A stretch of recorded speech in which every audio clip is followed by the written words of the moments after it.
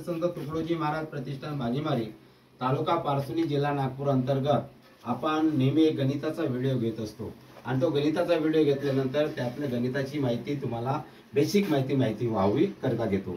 पण हे करत असताना तुम्हाला जर पूर्ण माहिती पाहिजे असेल तर फेसबुकवरती बबलू गाडवे यावरती जायचं किंवा यूट्यूबला तुम्ही बबलू गाडवे सर्च केलं तर तुम्हाला हे व्हिडिओ सापडतील, तिथे मिळतील। आता याच्या आधी आपण अपूर्णांक कसे लिहायचं ते केलेलं होतं। आता ते लिहिलेल्या अपूर्णांकाची बेरीज कशी करायची तर आपण तुम्हाला माहित आहे हे लिहितं कसे लिहित होतो। समजा हा वर्तुळ आहे, वर्तुळाचे किती भाग केलेले आहे? 4 भाग। आणि रंगोला किती आहे? 1 भाग। तर 4 भाग लिहिले आपण 4 खाली आणि रंगोला भाग लिहिला वर। दुसऱ्या वर्तुळामध्ये किती आहे? रंगोला 1 भाग आणि केले 4 भाग। तर अशा पद्धतीने लिहिले, म्हणून याला कसं वाचतो आपण? 1/4 अधिक 1/4 अशा पद्धतीने वाचतो। याची जर बेरीज करायची असेल तर कशी होते? छेद जसे तसे लिहायचे, वरचे अंक जे आहे अंश त्याला 1 अधिक 1 अंश 2 लिहायचं, याला संक्षिप्त रूप द्यायचं बे 4 म्हणजे 1/2 येते, म्हणजे येते अर्धा। याची जर बेरीज अर्धा म्हणजे सोडवलं गणित अर्धा येते आणि रंगवलं तर बरोबर अर्धा येते, म्हणजे हा अर्धा भाग रंगवला झाला।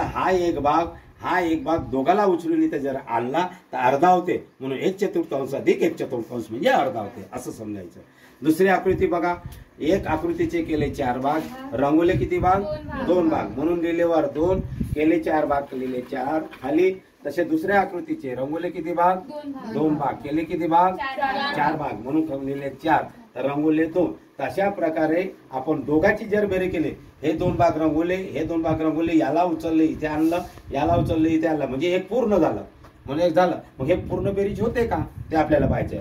2/4 अधिक 2/4 याची बेरीज 4/4 अशी होते। तर 2/4 म्हणजे हे केलं तर याला याने ह्या छेद जसेचे तसे लिहायचे, या दोनची बेरीज 4 होते, 4 भागीला 4 म्हणजे 1, याने पूर्ण आकृती। आता नंबर 3चं पाहायचं। हा 3चा जो वर्तुळ आहे या वर्तुळामध्ये 3 भाग रंगवले, किती भाग? 3 भागाला कसं लिहितो आपण? 3/4 म्हणजे 3/4। तसं दुसऱ्या आकृतीला 3/4। आता बेरीज येत नाही काय मुलांना? 3/4 म्हणजे काय कसं तर ते लिहिलं, म्हणजे याची बेरीज कशी?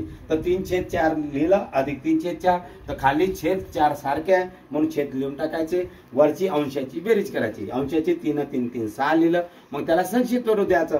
याच्यामध्ये 2चा भाग जातो बे 4 बे 6 म्हणजे 2 इथे आले 3 इथे आले। ज्याला आणखी कसं लिहिता येते आपल्याला? 1 अधिक 1 1 प्लस 1/2 लिहिता येते। म्हणून बघा इथे हे 2 भाग आणि हे 2 भाग इथे आणले तर एक आकृती पूर्ण होते आणि उरलेले 2 भाग इथे आणले तर 2 हे आकृती हे होते तयार होते। तर अशा प्रकारे याची बेरीज केली तर 1 पूर्ण आणि 2 अर्ध मिळते। म्हणून याला या वरच्या पहिल्या आकृतीला म्हणतात पाव, दुसऱ्या आकृतीला म्हणतात अर्धा, तिसऱ्या आकृतीला म्हणतात पाऊण। पावची बेरीज अर्धा येते, अर्ध्याची बेरीज 1 येते, पाऊणची बेरीज एक पूर्ण येते आणि एक अर्धी येते, म्हणजे 1.5 येते। आलं लक्षात? समजलं? धन्यवाद। मी बबलू गाडवे, भाजीमारी तालुका पारसुनी जिल्हा नागपूर। जय गुरुदेव, जय गुरुदेव। अशा प्रकारे अपूर्णांकाची बेरीज आपण करायची असते, ते सगळ्यांना समजलं? आता पुन्हा एकदा लक्षात घेऊन घ्या। वरच्या आपण पटकन करू। 1 पावला लिहिलं 1/4, या 1 पावला लिहिला 1/4 ची बेरीज केली 1/2 आली, हाफ म्हणजे अर्धा आली।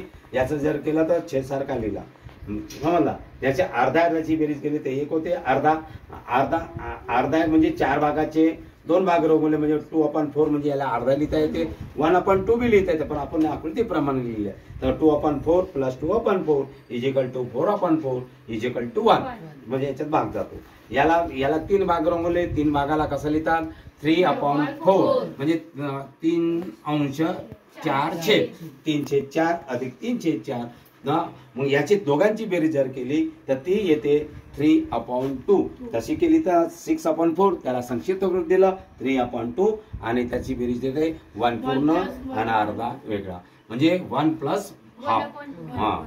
प्लस हाफ म्हणजे 1 अधिक 1/2। तशा प्रकारे आलं लक्षात? जय गुरुदेव, जय।